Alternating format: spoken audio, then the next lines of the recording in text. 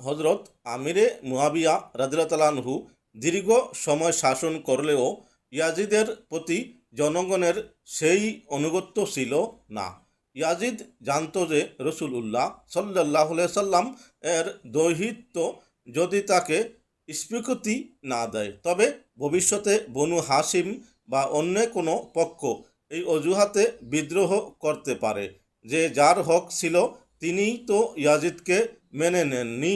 এই রাজনৈতিক ঝুঁকি এড়াতেই সে বাইয়াতের জন্য এত জোরাজুরি করেছিল।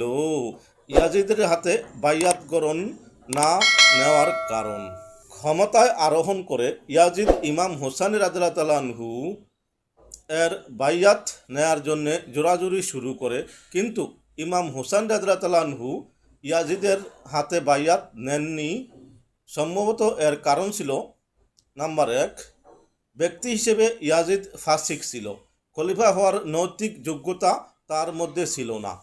নাম্বার 2, আমিরে মুয়াবিয়া রাদিয়াল্লাহু তাআলা আনহু এবং ইমাম হাসান রাদিয়াল্লাহু তাআলা আনহু এর মধ্যে সম্পাদিত শান্তি চুক্তির একটি অন্যতম শর্ত ছিল যে মুয়াবিয়া রাদিয়াল্লাহু তাআলা আনহু এর ইন্তেকালের পর খেলাফতের বিষয়টি মুসলিম উম্মাহর পরামর্শের উপর ছেড়ে দেওয়া হবে, অথবা এটি ইমাম হাসান রাদিয়াল্লাহু তাআলা আনহু কিংবা ইমাম হুসাইন রাদিয়াল্লাহু তাআলা আনহু এর কাছে ফিরে আসবে।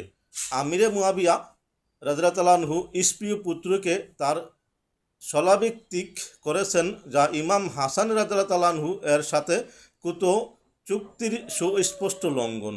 এছাড়া ইয়াজিদের মনোনয়ন পদ্ধতি ছিল খোলাফায়ে রাশিদিনের সুন্নতের বিপরীত।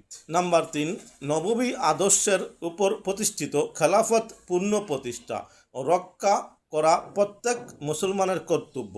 এটি না করে দাঁত দিয়ে কামড়ে ধরা রাজতন্ত্রকে স্বীকার করে নেয়া দুর্বল ইমানের লক্ষণ। ইমাম হুসাইন রাদিয়াল্লাহু তাআলা আনহু দুর্বল ইমানের অধিকারী ছিলেন না। রাসূলুল্লাহ সাল্লাল্লাহু আলাইহি ওয়াসাল্লাম বলেছেন, হুসাইন রাদিয়াল্লাহু তাআলা আনহু আমার থেকে এবং আমি হুসাইন রাদিয়াল্লাহু তাআলা আনহু থেকে। যে হুসাইন রাদিয়াল্লাহু তাআলা আনহুকে ভালোবাসে, আল্লাহ তাআলা তাকে ভালোবাসেন। আসুন ভালো জিনিসকে শেয়ার করি, ভালো লাগলে সাবস্ক্রাইব করি, ফেসবুকে দেখলে অবশ্যই ফলো করি।